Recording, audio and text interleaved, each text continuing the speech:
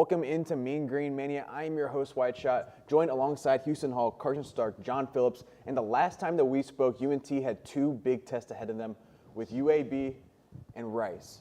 And we went into that one saying, I think they're going to split these games. UAB on the road is going to be tough. And then UNT goes out there and wins both. And they secured a spot in the American Conference Tournament. They had a chance, if they won both, to secure a spot on the 6th line, which is still possible. I think they need some things to happen in front of them. Right now, they're the 7th seed in the American Conference Tournament. If the season ended today and no more games were played, there still are some more happening later on today, despite UNT season being over. But this was best case scenario for UNT and UNT fans. Houston, I want to start with you. Just talk about these two games and just how big it was to get those two wins. Well, I think it was extremely big, obviously, especially for the UAB when we knew that was going to be a tough game on the road. We lost to UAB at home, so we knew that was going to be a really tough game.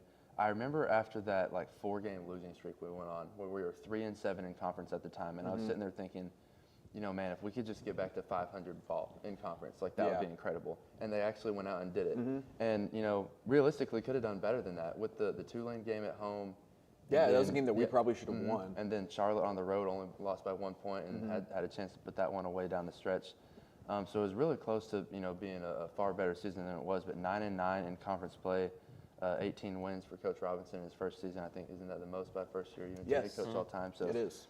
I was really impressed by that. But yeah, that was a great game against UAB. We went into that knowing that we had to rebound very well. UAB is a great rebounding team, and the rebound count was dead even at 35. So you got that. You won the turnover count 12-8. Shot it a little bit better from 3, 6 of 17. Not great, but better than 3 of 17. I was going to say that's better than what we have been on the season, really. Yeah. So 6 of 17, not too bad. And then we outscored UAB on their home court by 11 in the second half. I mean, you can't really ask for a better performance on the road from your team than that. Yeah, and that was without Jayshon Stevenson having a very good game. He only scored 9 points. Carson, I'll go to you now. Just talk about that UAB win and be able to do it with your best player not having his greatest performance. I mean, I think it's huge. I think we all honestly picked UAB to come. Like you said, we all picked UNT. Except for John. John picked UNT. I picked UNT, actually. The biggest mean green. The only true fan at this panel. Oh, true fan, because we're realistic. But it was enlightening to see, because whenever it comes down to this point of the season in March and then towards the end of the season, you want your guys around your best player to do well. So Jayshon actually came up with 2 or 3 big shots at the end there. But Did you say in the group chat that he got the money when it mattered? Yeah, I think he got money when it mattered. He got money when it mattered. Down the stretch, there was some times where I was frustrated because, I mean, like you said, UAB is a great rebounding team, and they got second and third chance opportunities, but UNT just finished. The defense down the stretch, I think I sent to the group chat actually, talking about their defense and just be able to get stops, the perimeter play with making them get shots in the shot clock and not against their offense early was really inspiring to see. It was a big time win, and Cole Franklin, who doesn't shoot the ball very well, 3 for 5 and hits the go-ahead 3 at the end. So it was pretty exciting as a UNT fan. Finish out the conference 9-9. And I'm happy for him. Yeah, John, the Lone Ranger up here that picked UNT to beat UAB. We'll talk about why you were so confident, and you get to reap the rewards now and brag a little bit. Yeah, I mean, I did think we were going to win. This is an inconsistent team. It feels like a couple of weeks ago we were talking about how we were losing games, we should have won, but I feel like we're hitting our stride at the right time of the season. The defense is locking in. The players around Jayshon are scoring the ball better than they have the rest of the season. And I think that when you get into the conference tournament, that's when you want your team to be playing its best ball. So I think that against UAB, I mean, we showed a lot of things, our shooting, our defense, that I think is going to translate into March for the conference tournament.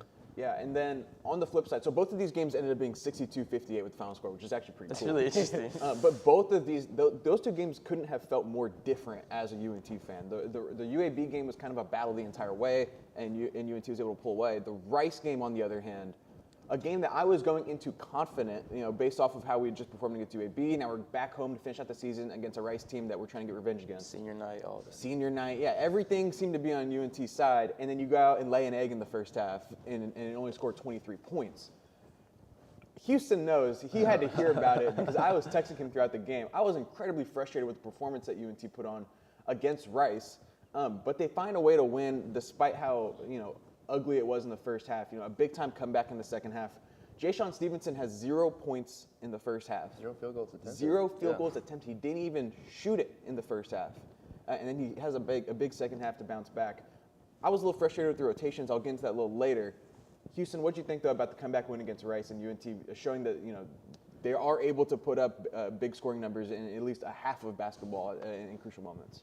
Well, you see it on the screen there. We trailed 33-16 starting with 3:02 left in the first half, and I'm sitting there thinking, we better go on a mini run to end the first half, because if it's still 17 at halftime, that's borderline like insurmountable for UNT. This slow pace of this offenses, they're just not built to come back from large deficits like that. And thankfully, we got a good lineup in there at the end of the first half. I know you had some frustrations about the lineup that started that 33-16 lead, and they went on a 7-0 run to at least get the lead down to 10.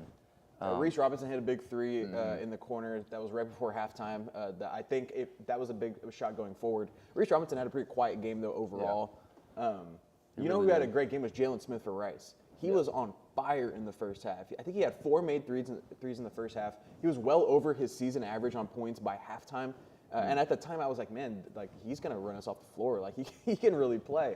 UNT was able to shut him down in the second half. He ended up going 5 for 11 from three-point range by the end of the game. A good amount of those shots, though, when I saw it, I was like, man, that's not even terrible defense right there. They're just giving us buckets. It was just a struggle, and everything was going in, touching the bottom of the net for Rice. But we talked about Ja'Shawn Stevenson and how, as the best player down the stretch, is when it's important. He didn't have a single shot attempt until 14:48 left in the game, and then he finishes the game with 15 points, 5 of 9 from the field, 2 of 5 from 3. It's all in the second half, and that's what you got to have from your best player in a big game like that. Carson, what did you think? I thought it was stutter. I thought it was a nice win. It was frustrating to watch, though. I think all season with just the shooting percentages of UNT, it's just like they shoot the ball and it just doesn't go in. But I mean, it's a win is a win. We always talk about, and this is the games that no matter what the final scores or no matter what the score is throughout the game, whoever's winning at the end of the game is the one who is happy going home. I felt confident about it too. I think I was talking about it Saturday. I think they would come out, inspired, revenge game against Rice. We should come out there, start off hot, senior night, this and that. Some of those things didn't happen to begin the game. And I want to say, I think on my computer says here, we had less than a 20% chance to win the UAB game as well, and also this game whenever we were down 17. But I really like the way they got in the paint, though. They outscored Rice 34-16 in the paint. So even though Rice had a hot start from perimeter in the first half, you come down the second half and you get those crucial stops on defense, and you also get into the paint and make your layups and get dunks and get the easy points that need to happen. So, like I said, a win is a win. Like I said a little bit ago, 9-9 is not too shabby, and going to the conference tournament with some hope on a little win streak. I was worried about down the stretch the offensive rebounding of Rice, because Rice is one of the best offensive rebounding teams in the entire country. I think they're 16th in D1 in offensive rebound percentage. They are a really, really good offensive rebounding team, and we saw that bite us in this game a little bit. But the big stepped up in a big way, particularly Josiah Shackelford. And I'll go to you, John. How big was Josiah Shackelford's performance in this game, especially against a team like Rice that rebounds so well? Yeah, I was going to mention it when you mentioned Reese Robinson having a quiet game. It's because Shackelford is back, and he's back and doing what we expected. I mean, a double-double versus one of the best rebounding teams in the country. That's what you want your bigs to do. He's going to give us a chance in a rebounding battle against these teams like Rice that might be better rebounders than us. But Shackelford is just so talented. And I think the defense, you mentioned the defense looking really good down the stretch, and I think that Shackelford's a big part of that. I think we've mentioned it a couple times, but he might be the best defensive big on the roster along with Buddy Hammer. And I think that him being back in a big way is going to be really good for the ceiling of this team. Yeah, he hit an incredible fadeaway jumper as the shot clock was expiring. I didn't know that was in his bag. I didn't know Josiah Shackelford had that. He's a hooper. But he said in the postgame afterwards, he's like, I practiced that. Because DJ Draper was like, you don't practice that shot, dude. He's like, yeah, I practice that. I shoot that. And DJ was like, all right, my bad. Whatever you say. Hey, but something I do want to say, though, you talked about Stevenson not getting a shot off until 14 minutes in the second half. In my opinion, that is unacceptable. That is malpractice to have your star player not shoot the ball at all until 14 minutes in the second half. They were running out of lineup that I was so upset about, because for 8 straight minutes, you had Buddy Hammer, E.J. Horton, Curtis Stinson, and Kamai Crosby all on the floor at the same time. And you got in a huge hole, and you couldn't score offensively. There's no guy out there on the floor when you have that unit that's going to, take his man off the dribble and put the ball in the bucket. Josiah Shackelford did a really good job of running with that unit and creating some isolation buckets and getting some second chance points. But that unit, if you're going to run that, I mean, y'all got to be aggressive and score a little bit because you nearly lost the game because you messed around and ran them for so long. I don't think there's any world where you can play them for that long and that, without Ja'Shawn Stevenson even having an impact on the game in the first half.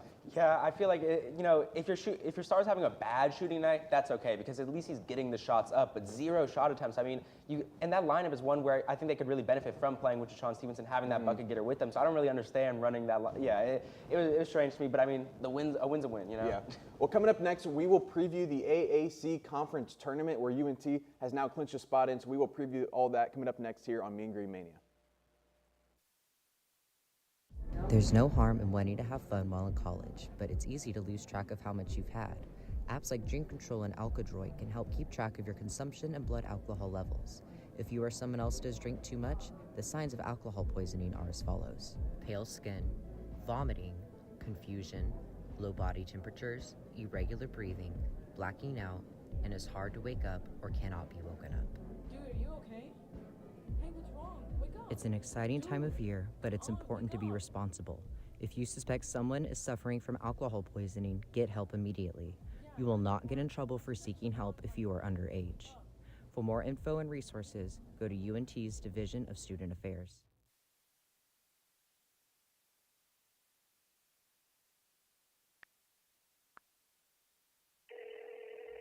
Hey Alex, this guy on the internet says he wants to give me money. That sounds suspicious. What do you mean? Typically, strangers who promise you money on the internet have their own best interest in mind. They often use bounced checks, which will disappear shortly after depositing, but not before they've asked for some money in return. So he doesn't really want to spoil me. No. Well, then what should I do? The best way to handle it is to block and report the suspicious message, or even consult local law enforcement if you've already fallen victim. So I guess we aren't going to Key West for spring break. No.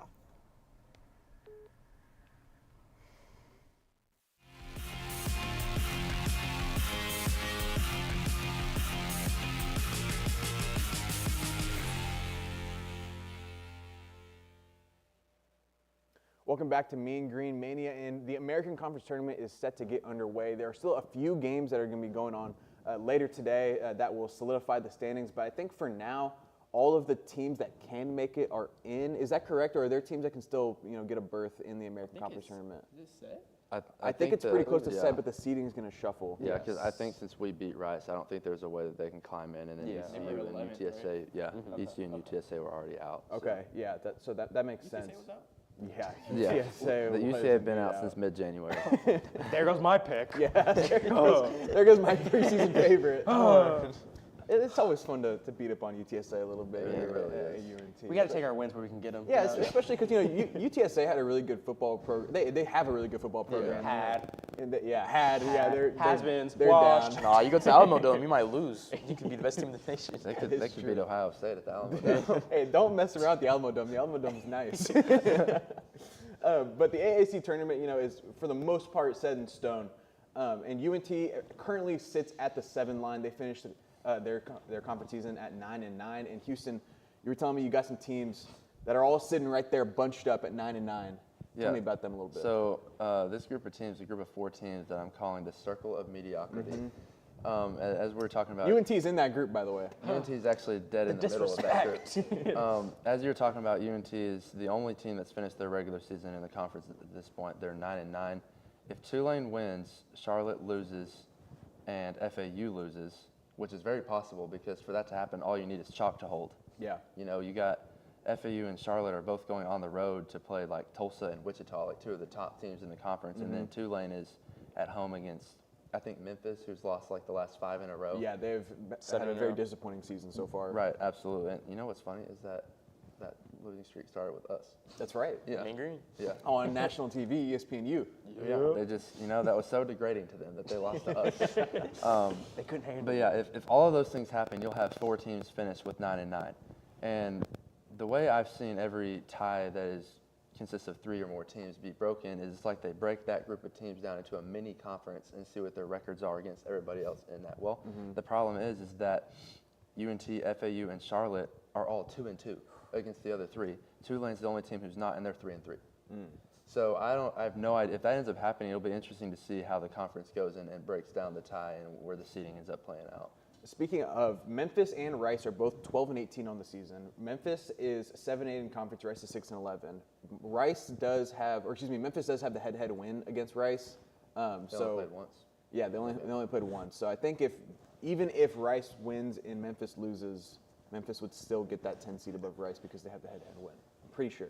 Can't believe Memphis is fighting for the 10 seed with Isn't that Rice. crazy? They're fighting Man. for, Yeah, I mean, that's crazy. they're the defending conference champ. Look They out. probably They're have nice. the most talented roster It's possible. Definitely in the up there. conference. Like I they mean- still have some dudes on that Yeah, team. like Doug McDaniel is really good. Yeah, and they have disappointed in a major way. The favorites, though, as you mentioned, South Florida, Wichita State, and UAB, and Tulsa. Those are kind of the teams that have led the conference the whole way and have separated themselves from the pack for the most part. Carson, I'll go to you. Just what do you expect to see out of these favorites, and do you see any of those four that are going to win the thing outright?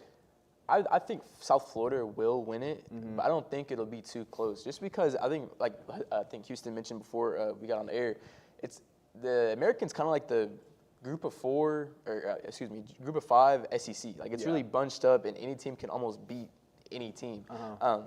Tulsa's a really good basketball team. I got to actually watch some of that game when they played UNT. UNT won those, so maybe UNT is not too bad. but I do see South Florida winning. I just think I'm just excited to see the tournament though, across all of college basketball. But this one will be really interesting just because of the way the American has played out this year. Wichita State's actually a really interesting team to me. They're really well coached. I wouldn't be surprised if they actually win the tournament. But I like South Florida. Yeah, I'm really John? excited to watch all. Yeah. What about you, Wichita John? State, they've had a really good year, and I know the vibes around Wichita State. I know a big donor for Wichita State, and he's saying it's like prime Wichita State in the mid-2010s. They are very excited in Wichita, and I think that if you would have told them before the season that they were well coached under Paul Mills, they would have had a riot. Yeah. But he's really turned around his job this season, and I think Wichita State is probably my favorite out of those big four contenders. I love Wichita State as a program. I remember being a kid, like I just was obsessed with Wichita State for some reason. I swear, I almost bought a Landry Shamet jersey as a kid because he was so nice for Wichita State. Remember like Ron Baker? Yes, Ron Baker, Anthony Early. Fred Van Vliet, Anthony. who was the Clay Anthony Early was the really good player for them, and they were the undefeated #1 seed. That is so funny because we're sitting here talking about like Miami of Ohio. That's a real undefeated team, Yeah, Wichita State. for real. Wichita State in 2013, 2014 goes undefeated. They're the #1 seed in the tournament, and then they lose in the round of 32 to Kentucky. They got a horrible draw with Kentucky being the second game, and they blew like an 8-point lead in the final 2 minutes. They did go to the Final Four as like a 9 seed that Yes, one year, though. yeah. It was a couple years before that. Yeah. They went super deep run. I just love Wichita State. I hope, just for personal bias, that Wichita State has success in the American Conference tournament, not at the expense of UNT. Yeah. of Room course. for Yeah. USF, room for But if Wichita UNT, State, if for UNT everyone. was for some unfortunate reason to lose, for some unforeseen reason, then Impossible. I think I would pull for the Shockers out in Kansas. That's a cool mascot name. It is. What is their mascot? Isn't it like a bee? No, it's a shocker. It's dude. a shocker. Look at whatever. that guy. What is a shocker? A guy. It's that. It's a guy. that Oh, thing it's a on the- dude? It's that thing on the court Yeah, with that the corn guy. on his See, head. he's got the wheat. Oh, in bro. it. I thought that was like a yellow jacket or something. I never knew that. I didn't know shocker was like a person. It's kind of ambiguous. Yeah, I'm about to look it up during break. What is a shocker? What does a shocker do? It's a wonderful venue up there too, Wichita. It's Really? Is it? I honestly don't know. Roundhouse or something. It's They have a great home court environment. The fans Yeah. Their fans love the team. Yeah. They have a ton of support. All they got is basketball up there. Yeah. Yeah, I no mean, kidding. That is all they have. no football. Yeah, they only have a football team. Yeah. So, dark horses though to win the conference. I think that this is an interesting thing to look at. For me, it's FAU. FAU was red hot at the beginning of conference play. They started off 6-1, and then they lost 6 straight once they got super injured. Now they've gotten some guys back. Josiah Parker stepped up in a big way. He's a freshman. There's actually some relation. He has a brother that's on staff at UNT's basketball team. Oh, wow. And then he has another brother that's on staff for the FAU team. So family ties in the American I saw Conference that story. basketball play. Yeah, ESPN did a good job highlighting it whenever the two teams faced off.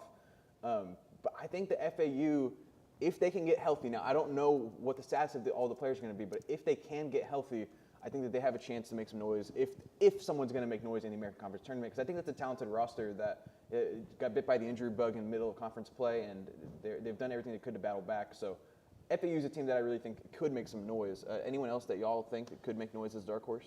I know that going to sound like a broken record here and everything, but I'm not entirely sure that the old Mean Green might not make a run here. Yeah. I mean, like I said, they were obviously they were struggling in the middle of conference play, but you know they're 6-2 in their last 8, and those 2 that were losses, realistically, like if 1 or 2 plays goes our way, you know they're 8-0 in the last 8, and you know some of the guys I've been talking about this tournament with, you know, everybody says the same thing, and that this is the exact type of team to just kind of accidentally stumble upon a conference championship trophy. That sounds about right, actually. And so, you know, I'm halfway joking, but at the same time, not really. Like, you know, look at those games versus those top, you know, 3 teams. Wichita wasn't too close, but, you know, we have a win against Tulsa. Yeah. And we were, you know, a few free throws away from beating South Florida. We lost to South Florida by 4 points, and we shot 9 of 20 from the free throw line that game. You know, you shoot, you know, 13 to 20 or 14 to 20 or whatever, then you're going to overtime or winning, you know. Yeah. So UNT's played some really close games against the best of the best in this conference, and so I like UNT to make a run. Yeah, guys, what else? I mean, UNT, the lack of shooting just scares me. I don't know if they're going to make a deep tournament run when they can't shoot the ball. Well, don't get me wrong. If they make a run, it's going to be hideous to watch. Yeah. It won't be a pretty run. Grit and grind. I mean, I think FAU is the dark horse pick. I think they have Josiah Parker, you mentioned. If Devin Vanderpool is back, you have Cannon Carlisle, Isaiah Elohim, just the guard talent they have in the backcourt. I don't know if any team in the American can match that level of guard talent. And in March, I think you bet on the guards. So FAU is someone that they might be my favorite to win the whole tournament. I'm not going to lie. Really? I think so. I think those guards are just so talented that I struggle to see them, you know, or not losing, but I think that they're my favorite. Yeah, Carson, you have a dark horse that you think could go out and win the whole thing? Well, I'm gonna say UNT just like Houston did because I go here, but a team I don't know if you would consider it a dark horse, but UAB just watching the majority of that game and their ability to rebound and the effort they play with, it kind of did scare me. I know it was good defense on the part of the Mean Green, but their inability to kind of get off the dribble and make their own shot for some of the guards. But I like the tenacity they play with and the rebounding ability and all of that fight. Like we talked about with the Mean Green, you know, their ability to grit and grind. I think UAB has that same ability, and they've had some more consistency this year. So if I had a team that, you know, I don't know if it's considered a dark horse too much because they are top 4 in the conference, but I wouldn't be. There's no team I would be surprised that necessarily winning the conference tournament, even though I do see South Florida winning. But UAB is a team I look to watch to impose their will and really make a run. I do want to note one more thing about UNT though is that because of the amount of close games they played, I think that shows a lot of like being able to be battle tested and just those types of games, and hopefully they just like snap it together. That's my hope for UNT, is that they played all these close games. They've had all these misfortunes and some fortunate wins that kind of stumbled in their way. I think that's the thing as a UNT student or a Mean Green fan to be, hey, we're battle tested and we have a chance to go out there and grit and grind our way through the tournament. Yeah. Also, they've been hot down the stretch. I mean, they've won 6 of their last 8 games. And so I think that if a team is going to go on a run in March in a conference tournament, it's someone that has been hot lately. I think UNT's also gotten healthy at the right time. They've kind of found something with Josiah Shackelford, and they've kind of, you know, taken away some minutes from Dylan Arnett, who has started every single game this season. And now Josiah Shackelford is really getting some minutes, getting some run. He's playing great basketball. We will see. Coming up next, though, we are going to break down the bracketology of the national college landscape, some of the bubble teams, and who's going to make it, who's not. So we'll have all that coming up next here on Mean Green Mania. Good evening. My name is Amanda Hasbell, and I'm joining you here today in the Union Parking Garage. Today we're going to be going over how to drive safely in the parking garage. Let's go see. Oh my God! Oh my God! This girl just got hit by a car. Let's go see what happened. Ma'am, are you okay? Are you okay? Did you see that lady hit me with a car? Yeah, we did. I got it all on video. Oh my God. Let's go over here and talk about how we can prevent that. Yeah, not the hospital. Well, right now we're going to ask you a couple questions on how we can drive safely in the parking lot. What are ways that we can be aware of our surroundings? Oh, we can look both ways. Jenna, also, how about putting the distractions away? Yes, just like our phones, turning our music down, and also not focusing on our passengers. Where can you get information on how to get a parking pass? Transportation.unt.edu. If you park in a garage, make sure you pay on the app or look for further instructions on how you should pay. And remember, no pass, no park. Let's all try to keep our Mean Green community safe. Remember, we're all in this together. Drive safe. Has this ever happened to you? My bike! My bike is gone! Stolen bikes are an epidemic sweeping college campuses across America. What am I supposed to do? It's quite simple. The We Mean Green Fund has partnered with the UNT Police Department to offer free bike locks to any UNT student with a bike. Just show up with your bike in tow and ask. Now I'll never lose my bike ever again. Enough worrying. Get your bike lock today.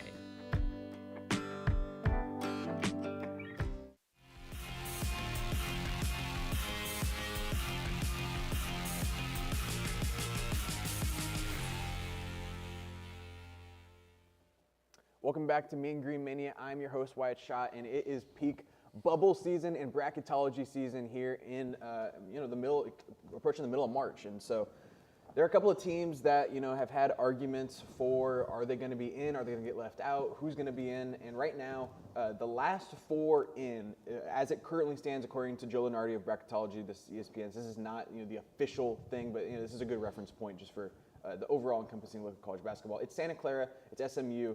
It's Indiana, and it's New Mexico. Those are the 4 that they are saying is the last teams in, and the first 4 out is VCU, Auburn, Virginia Tech, and Cincinnati.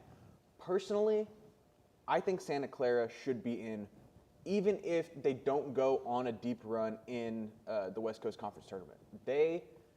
Now, the argument is that they've lost to the 2 quality teams in the conference, in St. Mary's and Gonzaga. They've lost to both of them. But, man, Santa Clara can really play. I think that those guys are super quality, and I think that they deserve a spot in the tournament. Also, the bubble is really weak this year. There have been times in the past where you're leaving off, 20-win teams, and now, 20-win Power 4 teams, high major teams. And I just don't see a world where Santa Clara deserves to get left off. Currently, they are last 4 in. I just think that they deserve a spot and avoid playing in Dayton in the round of 68. I'm going to agree with that. I love Santa Clara. I know that I talked a little crap about them a couple weeks ago whenever they were playing Gonzaga, but that's comparable to Gonzaga, not other teams in the bubble. I'm actually going to say the same thing about New Mexico. I'm going to vouch for both of those teams, 2 teams to get in there. However, I fear that the committee might not find room for them. They might not. I don't know if Lenardi's putting him in. I feel like Lenardi is pretty. He is high major heavy. Yeah, in he's his high bracket. major heavy. So if Lenardi is putting them in already, I have some faith in the committee, to be honest. And I think the basketball committee is not that bad. I think people hate it because they make some bad decisions, but I feel like overall they're pretty good at putting mid-majors in. There's a couple misses every once in a while, but I feel like overall they get the teams that deserve to be in. Yeah, I agree that the basketball committee is probably better than the football one. 100%. But, yeah, I do still worry about the mid-major love. Just a couple of years ago, I really thought Indiana State deserved to be in there. A couple years when they had Robbie Avila in them. Yes. Yeah. And they went to the NIT and really made a good run there. And I thought they should have been in there. There's a couple other times that I thought mid-majors should have been in there and weren't. So I just worry that depending on we talked about bid stealers and stuff the last couple of weeks. That's fair, yeah. Depending on what plays out there, or if chalk holds completely, maybe they do find room for them. But I worry about Santa Clara and New Mexico than most of those 4. Yeah, New Mexico's biggest problem, I think, is a couple of quad 3 losses that's on their resume, and they also are only 2-5 in quad 1 wins in quad 1 games. They beat VCU, which I think is probably the best win on their resume, and then they also beat Grand Canyon, which is going to fluctuate back and forth between a quad 1 and a quad 2 win. It was on the road, so they get the benefit of the doubt for that. It's going to be tough for New Mexico. I think a team like SMU, though, has a much better chance of getting in. They've beat some big-time schools. They beat North Carolina. Louisville. They beat Louisville, yeah. Boopie Miller is so fun to watch. Yeah. He is incredible. That guy is just a bottle of energy and a basketball player. He can score from anywhere, and I would love to see. I also think March is so star-heavy that if you have a star player like Boopie Miller, then you're going to get pushed in over a team that might have comparable resumes, but you don't have that star power on your roster. Speaking of that, someone who's in the first 4 out that I think has that star power that I think might get pushed into the tournament is Cincinnati. I think they've been really hot. They've been really hot. That's the really thing. hot. And I think Baba Miller, you might remember him as the raw prospect of Florida State, where he was kind of a bum. But I think now, as he's grown and gotten older at Cincinnati, I think he's really, really talented. He's a big man who can pass the ball, he can shoot, he can score. I think Cincinnati, with their their late season hotness, is going to get into the tournament. Yeah, and then we got to talk about Auburn. The Auburn discussion we do have to because it's being forced upon us by people like Joe Lenardi who still have them in, and Bruce Pearl and Bruce Pearl, the man himself, Bruce Pearl, who is adamant that the Auburn Tigers are more deserving than Miami of Ohio to be in the conference tournament. 16-14 on the season. That's not good enough. And they're not even a team where you're like, oh, I don't think so. This is a team that's going to do something in March because they have one star that is better than a lot of other teams that are in that same range, or they have a coach or something. They're just kind of like a regular mid-tier Power 4 team, a regular SEC team. I don't know how they're still in the conversation. And it's not like a team that had injury problems and they got healthy and they had a big run down the stretch. They're just in not fact, that good. It's the opposite. Yeah, they've gotten worse as the season's gone on. They at one point they were 14-7, and at that point it was like, okay, Auburn had a rough start. They played a really tough out-of-conference schedule, but they've bounced back in SEC play and they're going to finish the year strong. They went from 14-7 now 16-14. Like, that is in my opinion, it's unacceptable to get in. Carson, thoughts on Auburn and being in this bubble talk still as potentially a team that can make it? I think with a big basketball school and just a big-time school like Auburn, they're going to be in bubble talks regardless. Yeah. I don't think there's any way they should make it, especially over other teams who are just more deserving. Like, even if you think about the possibility of Miami, Ohio maybe not making it with the whole talk of their undefeated season if they lose, stuff like that. Even if Miami, Ohio doesn't win their tournament, I think just throw them in there. Even if they lose, first round, I think they're more deserving than Auburn. Auburn went on like a 5-game losing skid to Tennessee, Alabama, Vanderbilt, Arkansas, Mississippi State. Then they lost by double digits to an OU team that's not that good this year. SEC as a whole isn't that good this year. So just because it's like, oh, it's Auburn, I think it's more so just like the buzz around their program, which is a great program. They put out great players. They've had some great seasons. But this year it's okay. Like, they can come back next year, try again. But they won't though. Don't take away from some of these other mid majors who are playing better and are just having better seasons and are probably just better playing than Auburn. And way better coached. I feel like basically any team that has a winning record is better coached than Auburn. Stephen Pearl's just completely terrible. And it's not even, I mean, how much can you even blame Stephen Pearl with the hand he was dealt? I mean, Bruce Pearl retires abruptly, like right before the season starts, and then appoints his son as head coach. He even said it was nepotism. He was like, Yeah, oh, he did I did. use nepotism? Yeah. Of course. Duh. He's like, why wouldn't I? Which, fair. Yeah, fair enough. But I'm not, I mean, yeah. But if you're an Auburn fan, you're probably not too happy hearing that you didn't hire the best possible guy for the job. You instead just, Why did he even retire? Or why did he quit? To go be a politician. He's going to go run for, he's going to go run for Senate. Yeah, so the Auburn situation has just been a hot mess all season long. I don't think that they necessarily deserve to be in. I think that Texas and Texas A&M are two teams that really got to watch out here and have a big end of the season, last season finale, last game of the season. They got a big game, and they needed to do a good job in the SEC tournament because Texas is a team that has faded. I mean, kind of as expected. They knew that they were going to have a really tough stretch against teams like Florida and Arkansas. They matched up terribly with Florida. Arkansas on the road, that was always going to be a tough one to win. Lissina Traore has been out for 5 straight games now. They really need some depth with their bigs. But Texas, they got OU today. They really need that win. They've lost 3 of their last 4, and they don't need a win in the first round of the SEC tournament, but it would make you feel a lot better if you're a Texas fan if you can pick up at least one, and I think that would solidify you on the byline. Right now, they are still on the byline, along with Ohio State and Missouri and A&M. Those are all 4 teams that are in very, very volatile situations where if you drop one of those bubble teams is going to jump past you. Especially to Oklahoma, like that's a loss. Where if you take that's rough. At for home, them. at home. So that would be probably a quad 2 loss, I think, if you lose that. Maybe, I don't know. It just depends on how OU finishes the year. But they're not a very good team, and to lose that game at home would be bad, especially winning after you won on the road against OU earlier in the season. Ohio State is a team that's been red hot down the stretch for a long time. Didn't think they would get in. They had a stretch where they won it was like win, loss, win, loss, win, loss, back and forth for 15 games. They could not string together a run. But then down the stretch, they finally did. And they've won against Purdue. They got a win against Wisconsin. And after they picked up those 2 wins, it seemed like that solidified their spot in the NCAA tournament. Do y'all agree? Do y'all think Ohio State's pretty much a lock-in at this point? Well, I think that the most important game for Ohio State is this next one they have against Indiana. It's the same situation as Texas and A&M playing each other last week, where it's 2 bubble teams, and it may not play out this way, but it kind of has that vibe about it, about whichever team wins might you be win, the you're one in. that gets in, and the other one may get left out. So I think that Ohio State's in a better position than Indiana is in right now. But I think a loss to Indiana, and then if they don't pan out well in the Big Ten tournament, they might end up getting left out. I don't think that they're entirely safe yet. Yeah, it's not like a lock. They're not locked into the tournament. But I mean, a win over Purdue, it's big. They own Purdue. It's crazy. It feels like every year they're getting a late season win over Purdue. It's wild. Matt Painter's a fraud. But I think that Ohio State, I think even with a loss to Indiana, I do think it gets scary for them. I think they get on that maybe, the last 4 in, and they get in they have to play in the first 11 and whatever. But I do think they make it. I think that a win over Purdue late in the season, that's fresh in the committee's mind. I think that's something that it boosts your odds enough where I think Ohio State makes it. When we're sitting here talking about these bubble teams, I remember that Texas got in last year and they went 6-11 in the SEC. And it was 7-11. 7-11. Sorry, 7-11 in the SEC play.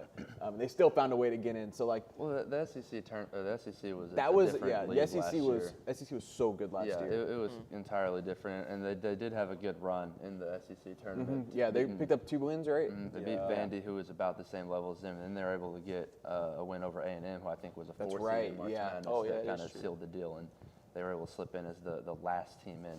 Yeah, and then they lost to Xavier in the first round. And then they took their coach. So. Yeah, then we took their coach. So.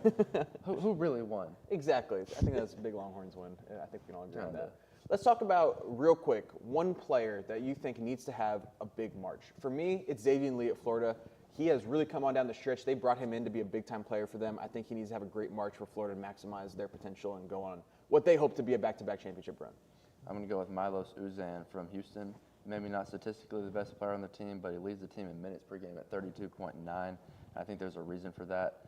He's the veteran guy. I think veterans win March for you. He's played 134 college basketball games, and he's only not started in 8 of those. So I think that veterans win March, and that's why I picked Milos Uzan. Carson? I'd pick Christian Anderson just because of the JT Toppin injury for Texas Tech. They picked up a key win at Iowa State, but then lost at TCU where Christian Anderson didn't have the best game. So going into March, he's going to have to come up big for the Raiders to have a chance. Yeah. I'm going Yaxel and Daymara. I think Michigan's had this historic season, and I want to see both of them boost their NBA draft stock and help Michigan live up to that tag in March. Yeah. So coming up next, we will take a look at the UNT women's basketball team who just wrapped up their season and preview their attempt to go on a run in the American Conference Tournament. Coming up next here on Mean Green Mania.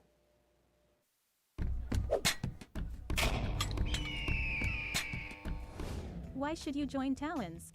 We are very welcoming to people who may be a little bit hesitant. There's people currently right now in our organization who are in leadership positions who were hesitant before to join, and they found out that they just loved the organization and wanted to be a bigger part of it. They post about the football games, everything they're doing, all their events that they host. What's the best part about Talons? I would say meeting new people, because the university, while it's a kind of small campus in terms of like physical land, there's a ton of people here.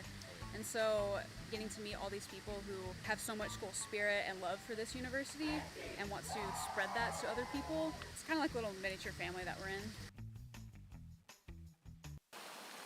Willis Library, located at the University of North Texas. It has computers, printers, and the building is open 24/7. By going online, you can book up to an hour of reserved space and one of the many private study rooms. Many of them are equipped with whiteboards, a table, and a TV to hook up to your computer. Textbooks can be checked out for free with a student ID. They also have many of these in ebook forms. This is still a library, so always remember to be quiet and respectful of other surroundings, especially in certain places where talking is not allowed. For example, the 3rd and 4th floor are completely quiet. As you can see, Willis Library has many options for students, with it offering many media sources and staying open all the time.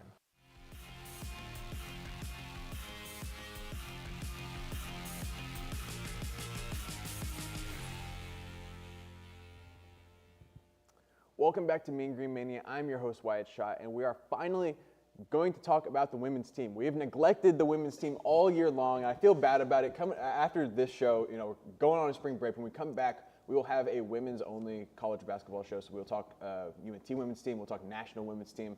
But today we're just going to talk about the UNT team and how they wrapped up their season. I think that they have had an up and down year.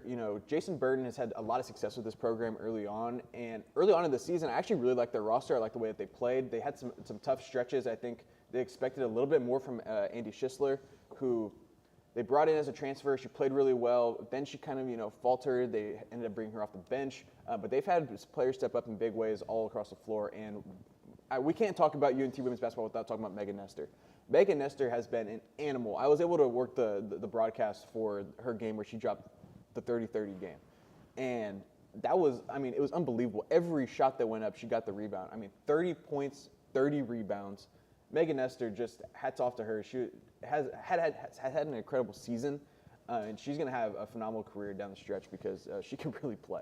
It's rare that at UNT you can say we have the best something in the nation. And we have the best rebounder in the country right now. Megan Nestor is the best rebounder in the country. And I think that she is maybe the best player in the American. She is just so talented. Every time you watch her, she's dominating the game. She's taking over the game. And I think that she is the engine that makes UNT go this season. I think that if we have a deep run in March, it's going to be because of Megan Nestor. And I think she gives us a real chance. Yeah. I think that she's been crucial for UNT women's basketball this season because after, last season you lose a player like Tamisha Lampkin, who's like the all-time leading rebounder for UNT. That's big shoes to fill. And in women's basketball, contrary to men's, you have players that do still stay around for 4 or 5 years. And so you get accustomed to having that every single year, where she was averaging, double-digit rebounds like 3 years in a row or 4 years in a row, whatever it was. And you have somebody like Megan Nestor just come in and immediately take the reins. Like you were talking about that 30-30 game.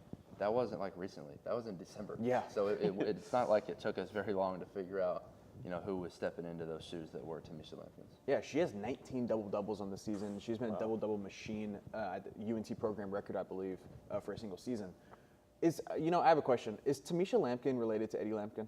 I think I looked that up. I don't think so. I can't remember. I always thought that they were related. Yeah. They're both from DFW. One went to TCU, Eddie went to TCU, and then Tamisha went to UNT.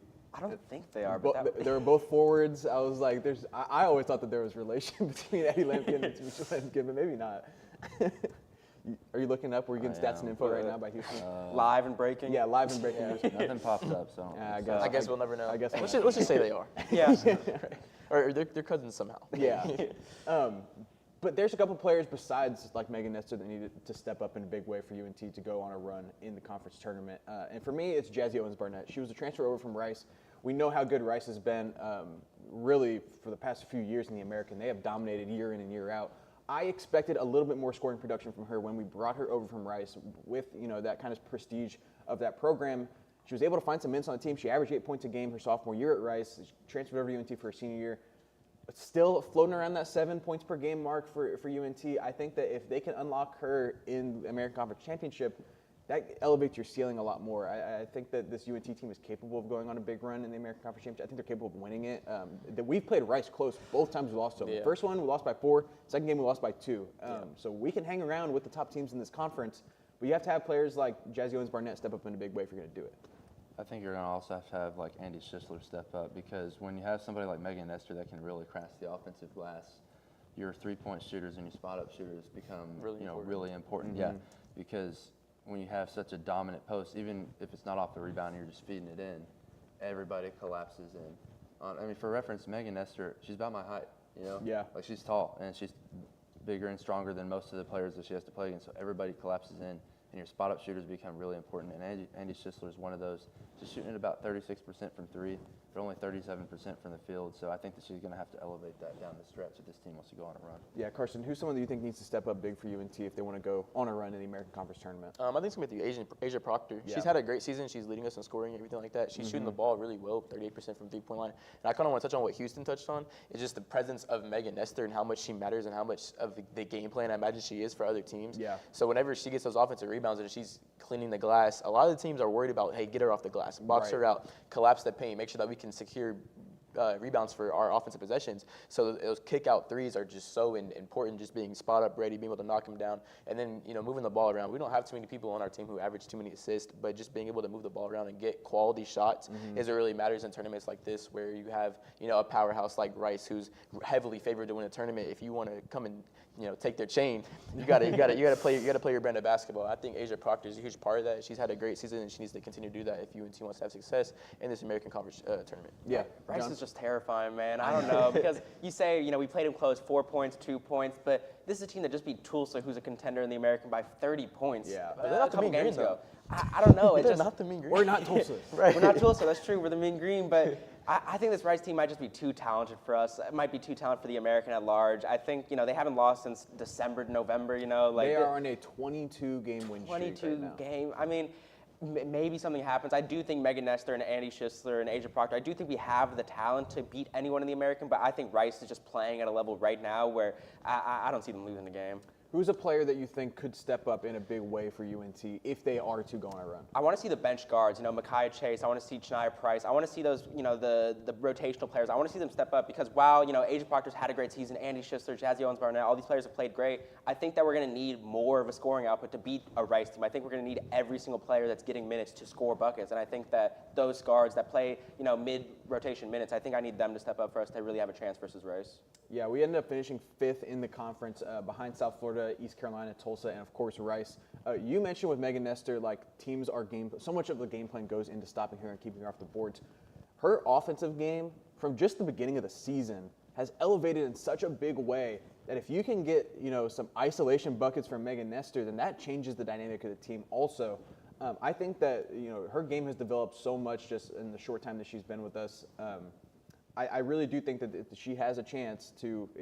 She's trying to incorporate like mid-range pull-up jump shots, like turn and face, catch it at the high elbow, turn and face, and shoot it. If she can knock down that consistently, then we're talking about a whole different caliber player, and that elevates your team drastically. This UNT team, though, has gotten hot down the stretch. They won 7 of their last 8, and then they dropped 2 in a row. 2 bad losses, mind you. The Wichita State loss, John, you were mentioning, was so frustrating. Speak on just how annoying that loss was. Wichita State's a bottom, I believe, 3 team in the conference. This is a team that, especially for us, we're a talented team. We haven't really had those inconsistencies this year like the men's team, and I expected that to be an easy win to get us, the momentum going into the conference tournament, and then you drop it to Wichita State, and it just makes you question: are we good enough going into the conference tournament? Right. It makes you question, like, is this team ready to play? Were we taking nights off? It makes me a little scared, but I still think that the rest of the season was a big enough sample size where it's not like I'm not out on UNT or anything because of those losses. One thing that I won't question, though, is that Jason Burden will have his team ready to play. Oh, no doubt. He is a fantastic head coach, and he will have his players ready. I have no doubt about Jason Burden. He's the best coach in program history already, I'd say. He set win records his first year, his second year. He might set records this third year if we do anything in the conference tournament, make it to March. This is a program that has historically been terrible. Historically has made 1 tournament ever. So, Jason Burden already is a coach we are not used to seeing at UNT. He's won like everywhere he's been, too. Yeah, actually, we were doing Mania a couple of years ago. I think it was 2 years ago now at the Super Pit. It was Jason Burden's first year, I believe, maybe his second season. And he came out and he stood there behind the cameras and he was asking us about what the show was. Super nice guy, super cool guy. I was able to ask him a couple of questions during interviews after a women's basketball game this season. But he is intense. I was able to record. I was standing behind their huddle, right up against the railing. Wasn't I there for that too? You were, yes. Houston was there for that, and he was tearing into his team. We were playing. I can't remember. It was a really bad school, and they hit Nelson College. It was Nelson College, and they hit 3 threes to start the game, and we were down 9-2, and he tore into them. He was so upset, and then we ended up going on a 25-point run after that timeout. And so Jason Burden's going to bring it. I think UNT is going to bring it. It's just a matter of can they get past what has been the Rice hurdle for so many teams in the American Conference Tournament all year long. But coming up next, our final block, we will talk about the national games and the national landscape, predicting the biggest ones in all of college basketball. We'll be back here on Mean Green Mania. The do's and don'ts of the Pole Rec Center. See that man over there? Please do not hog weights. Instead, do this.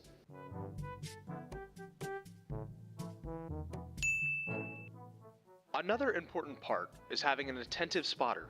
See, here is an example of a non-attentive spotter. Instead, do this.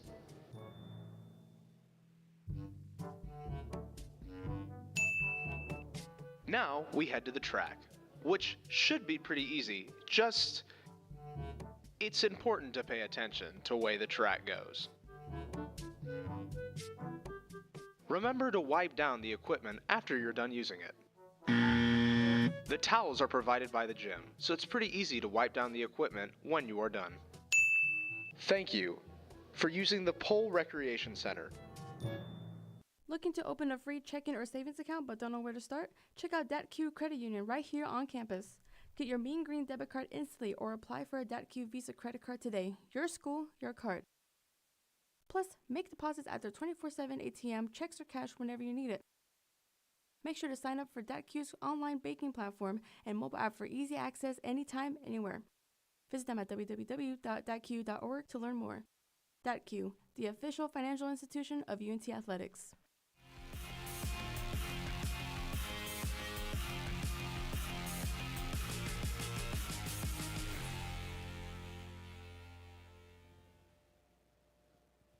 Welcome back to Mean Green Mania. I'm your host, Wyatt Schott, and we are going to predict some of the biggest games that are going to be happening today and tomorrow that will solidify the college basketball landscape and most likely solidify, for the most part, the conference tournament, or for the March Madness. The conference tournaments will have some say in that with the automatic qualifiers and whatnot.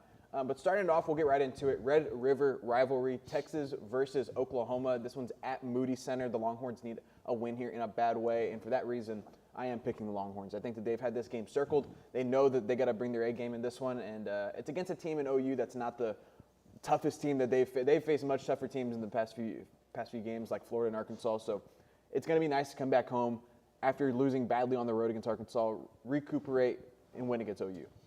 I'm going to take a look back at the last game that they played first off, and that was a game, if you remember, whenever OU jumped out to that big lead, like 23-9, a little bit more than halfway through the first half, and then Texas proceeds to outscore them 70-46 in the remainder of the game, and then win by double digits on the road.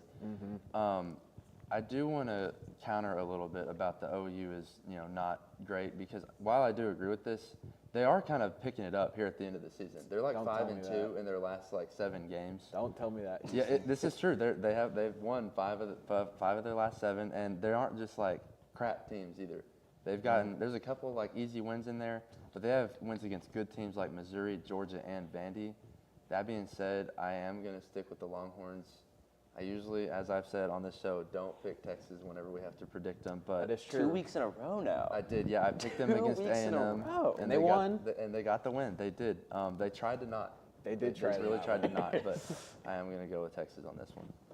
I also like Texas just because of, like you mentioned, it's OU. I know football is the bigger rivalry for it, but they're at home. Nobody down in Austin likes the Sooners. It's all horns down, but they're trying to get their horns up. So I like for Texas to win, honestly, pretty handily here. I know that, Houston just mentioned the little run that OU's been on, going 5-2 in the last 7. But I forgot who I saw them play against, and I was like, this is not that good of a basketball team. So basically just off my eye test and even watching, I think I picked A&M last week, so I was kind of watching that game intently. I was like, okay, Texas is a little better than I thought. So I like Texas at home to end the season off here. I mean, yeah, horns up, go UT. What is this? Isn't it this? You got to drop the thumb. No, you had the thumb. No, you did. No, there's no thumb. There's no thumb. Whatever. But yeah, I mean, I talked about it last week. I think Dalen Swain is just a really talented player. Yeah. And I think OU, Porter Moser is a man who's about to lose his job. I think that's why they've been hot recently. He's coaching for his job. But I think Porter Moser, he knows that it's over with. And I know I'm going with UT too. It's a clean sweep for the panel. Houston and I, it's well known our affiliation with the Texas Longhorns athletic program and there's an affiliation, all right. How much we like to see them win. So it'd be real nice just for the panel. That's why Wyatt and I are always walking around in a bad mood. That's exactly right. Actually, that's probably exactly right. And why you guys have that Longhorn with you everywhere you go? Yeah, whatever. Coming up next, though, Arkansas at Missouri. We're staying in the ACC. This is a big time game that I would take Arkansas, 9 times out of 10, but Darius Acuff is going to be out in this one. So Acuff is not playing. No. Yeah, he is out. So I'm taking Missouri. Nope, can't change your pick. Nope. I am taking Missouri to win. Give me the Tigers at home. I think it'll be a close one, but I just don't think the Arkansas. Oh, they're at home too? They are at home too. Oh. Yeah. That did just send a chill right down my spine. Hey, bro, you mean But I'm going to stay true to my pick of Arkansas still. Darius Acuff is not the only player on that squad that can play. That is very true. Trevon Brazile also had an incredible game. He's had a great career for Arkansas. Yeah, he really has. He had 28 points on 9 of 11 from the field and 3 of 5 shooting or something like that. Yeah, and Billy Richmond has been on fire lately for Arkansas. He has stepped up in a big way. Thomas too. Yes, and they still have DJ Wagner on that team, who former #1 player in the country out of high school. Man, I forgot about that. He's going to be running. He's going to be running the point guard show for them with Darius Acuff out. So, DJ Wagner's had a disappointing career so far in college basketball. But with that being said, I do think that he's still good enough to run the show for Arkansas if they're going to pick up a win. Missouri is also just super inconsistent. Yes, they are. Just in the last down the stretch here, they've lost by 17 at home to Texas. Then they go and they beat Vandy. Then they're able to beat Tennessee. 2 games later, they lose by 16 to OU. Yeah. So it's just I struggle to pick an inconsistent team like that. Yeah. Yeah, despite Darius Acuff not playing, which I did not realize until just now. I think I've talked about before on previous shows just how much coaching matters, I think, especially at the college level. And, of course, they have arguably not arguably, for sure, one of the best college basketball coaches ever in John Calipari. And I like to for his name is Malik Thomas, or is it pronounced differently? Is it Malik Thomas? I think it's Malik. Yeah. I think Malik Thomas. Malik. Yeah, that's all. I didn't want to mess anybody's name up, but I'd like for him to have a big game. And what Houston talked about is Missouri's inconsistencies. I think it's a little questionable.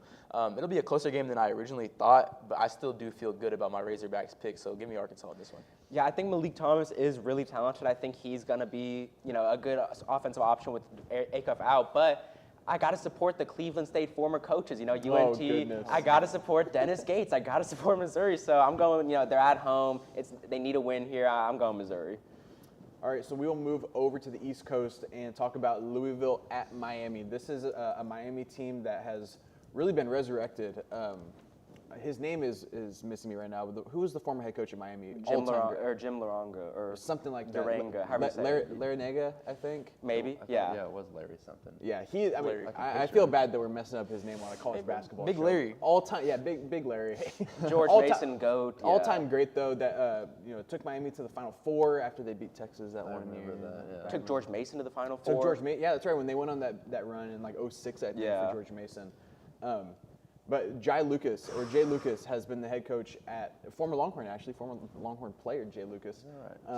Longhorn ties all across the country. Has completely resurrected the Miami program in a very short time, and he's got them playing great basketball. I'm going to take them to win this game. Trey Donaldson has been really good for them to transfer from Michigan. So I will take Miami to win against Louisville, despite how much I think Louisville can really play. While Miami, as you just said, does have a couple guys on their roster that can really put some jelly in the donut, like Trey Donaldson and how do you say that last name? Malik, is it Renaud? Renaud. Sure. Yeah. Renaud, yeah. So, he's averaged about 19 a game. They do really have a couple guys that can play.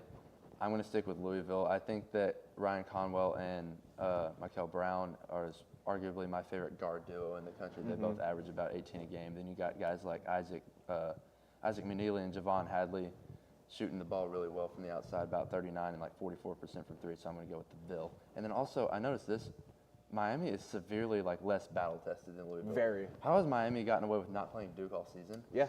What? They did not match up with Duke. Yeah, and they only played UNC once, and they got them at home.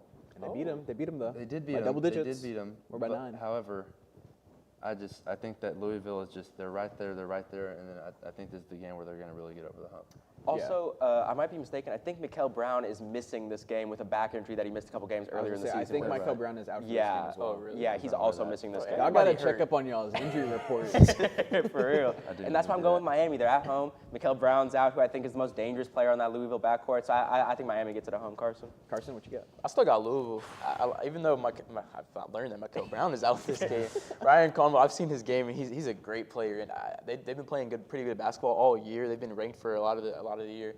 They come together. They play well as a team. I think I mention stuff all the time, but they play well as a team, and they've been playing pretty well recently. Even though Miami is at home, I just envision a Cardinal win. So give me Louisville.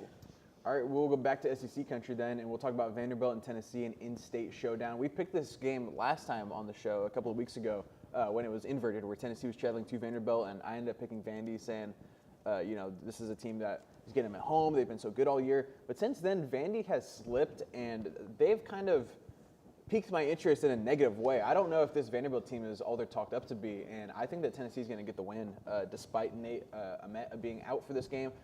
I'm not a big Nate Ahmet believer anyways, and so I think that Tennessee isn't going to be losing too much with his injury. So I got the Volunteers winning a big game against Vanderbilt and getting the sweep on the season. I'm going to agree with that and go with Tennessee. I just think that Tennessee's defense is going to be too much for Vandy to overcome. That's what happened last time. Exactly. Vandy averages about 87 points on the season. Last time they faced Tennessee, 65. Yeah. You got a guy like Tyler Nickel, who they depend on heavily to drop in that 10 to 12 a game on three-point shooting. Shoots at about 40% from three. Only has 3 points on 1 of 6 from three the last time they played. So I'm going with the Vols to get that rivalry taken. Yeah, Carson? I also like Tennessee. Tennessee's right at home, right? Yep, yeah, Tennessee at home. Last game of the season, going into the SEC tournament, they've been playing better, I think, of late than Vanderbilt has. I look for Jacoby Gillespie to have a big game. Not tonight. It's at like 1 p.m. today. So I like Tennessee. Again, I envision a Volunteer win. Yeah. I actually am a big Nate Ahmet guy, and I think that him missing the game is going to be I think he's been a lot better in the second half of the year. I think he's been one of their best players, and I think that this Vanderbilt team, despite being inconsistent in the second half, I still think they're talented, and I think that Tyler Tanner is one of the better players in the SEC, and I think with that combination, I'm going to take Vanderbilt. I'm going to be different. Give me Vandy. All right, fair enough. Hey, when you've disagreed with the panel, you've had lots of success. UCLA, I mean. So, I can't even hate. Okay. Yeah, the UCLA game, I still can't get over that. That's unbelievable.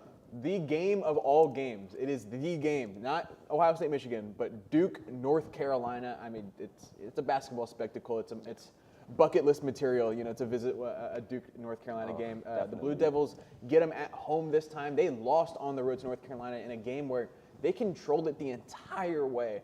and then they lose on practically a game-winning shot against North Carolina. No Caleb Wilson, who is out for the rest of the season. Injury report, guys. I didn't know that one. Look, it's on my notes. Perfect. I like to hear that. Caleb Wilson, though, potential top 3 pick, is out for the rest of the season with a broken thumb, I believe is the official ruling. It's like surgery and They everything. said a non-contact thumb injury. Yeah, I don't know how you managed to pull that one off. So. What was he up to? Oh my God. Who knows? So yeah, North Carolina traveling to Cameron Indoor to take on Duke, and all the reasons I got Duke winning this one. I think this is the best team in the country, and they want revenge against North Carolina. They're playing with tons of motivation. That's not going to be a question in this one. So give me the Blue Devils to win in a big way. Yeah, that crowd's going to be juiced up. These students have been camping out for this game since late January. It's like a month and a half that the tents have been set out. I'm going to go with Duke. Since their loss at Chapel Hill, they're on a 7-game win streak of over 24 points per game as an average win margin. North Carolina, on the other hand, has not been so good since that win. Following the Duke win, they lost by 9 at Miami. Then 2 games later, they go to their other arch rival, NC State, and get absolutely donkey slapped by 24 They points. got smoked by donkey slapped? Yeah, I did say donkey slapped. Yeah, Okay. it was like 82 to 58 or some bull crap. So I just think that it's 2 teams that, despite what happened last time, are just going 2 completely different directions. So I'm going with Duke. Carson, let's hear it. This is going to be interesting. I don't know. But North Carolina is such a well-coached team. Yeah. That game-winning shot, I thought was going to propel them during the season. They had some tough losses, like you said, to NC State and some teams like that. Slapping. The donkey slapping. But you have this guy, Seth Trimble, who is cold-blooded. Yeah. Down the stretch, he's had a great season all year. So for these reasons, give me Duke by a lot of points. Cameron Boozer's going to have a 30-point game, I think. They're going to smack the crap out of them. Those fans are going to camp out. They're going to have a great time, and they're going to go party somewhere in North Carolina. They might go to Chapel Hill and taunt them. Yeah, Caleb might just go to Chapel Hill. Yeah, so give me Duke for every reason that is a reason. Just give me Duke. Fair enough. Speaking of related, is Seth Trimble related to Mello Trimble, the old Maryland point guard? Anyways. You talk. Stats and info. Pull it up. You mentioned 24-point margin of victory for Duke. I'm going to give a hot take, and I think that UNC loses by more than that. I think it's more than a 24-point game for this game. I think that UNC, with no Caleb Wilson and Duke, hot as they've been all season, looking like the best team by far in the country, I'm seeing a 25-plus point win for Duke in this game. I think it's going to be a blowout, a donkey slapping, if you will. A donkey slapping. Can I say something real quick? I don't Go think ahead. that's a hot take. I really You don't. think that's a hot take? I really don't. I really don't. I think that Duke is just so charged up. I think that, and they're averaging a win margin of 24 points per game. So I really think that. And the way they lost. In a Duke UNC game, it's always risky to say 20-plus point win. That's but true. I mean, But Caleb Wilson leads them in points, rebounds, blocks, and steals. Yeah. And he's out for the season. You're right. So I think they're dismantled. Stats and info got back to me, and Mello Trimble and Seth Trimble have no relation. So that's unfortunate. Sorry about that. Why are all these people having the same last names? I know. What's the point if you're not related? How am I supposed to know who you know? Sorry, guys. All right, last game before we wrap things up here real quick. Michigan travels to Michigan State in a big-time game to finish the season up. I still got Michigan in this one, despite thinking, this one might be close. I just think that Michigan has been rolling. I don't see a reason to pick against them. Michigan really controlled the majority of that game the last time they played. In a game like this, I'm normally going to just pick who's home, so I'm glad that I actually looked it up because Wyatt put it down wrong on the rundown. Did I really? You did, yeah. You put that Michigan State was at home in this one. I thought this was at Michigan State this whole time. It was not. Wow. Yeah, so Look at that. Stats and info, guys. Stats and info is wrong. This is our host. Yeah, so Michigan is at home for this one. I'm going to go with Michigan. I love Michigan State. I just think that there's just a difference. They're not on the same level, in my opinion. So I'm going with Michigan. Yeah, I agree. I think it'll be a little bit closer than a Duke versus UNC game, just because the rivalry. Michigan State's a little healthier than UNC is, but Michigan's been playing great all year. They're a team that's definitely threatening to win the whole thing this March. So give me Michigan this game. Yeah, Michigan's going to win. I think we all know that. But I'm going to say, give me a Cohen Carr poster over a Damara. Oh, yes. That's a bold take. He's gonna poster a Damara, and it's going to be a highlight clip that's going to go viral with 100,000 likes, but They're gonna lose by 15. Yeah, Did y'all see the compilation? I think it was on Twitter of 3.5 minutes of Cohen Carr just punishing the ref. He is like dunk man, that's literally he is running dunk. That must be so much fun to just to just fly. And the blocks he gets, bro. He gets some pins, he's crazy. He's excited. 51.5-inch vertical. Yeah, he's gonna test crazy at the combine. Oh, dude. Oh. All right, well, with that being said, we will wrap things up here. Thank you so much for joining us. We're going to go on spring break, relax, take a little vacation, and then come back with a women's show on the following Saturday. So thank you so much for watching. For White Shot, Houston Hall, Carson Stark, John Phillips, this has been Mean Green Mania.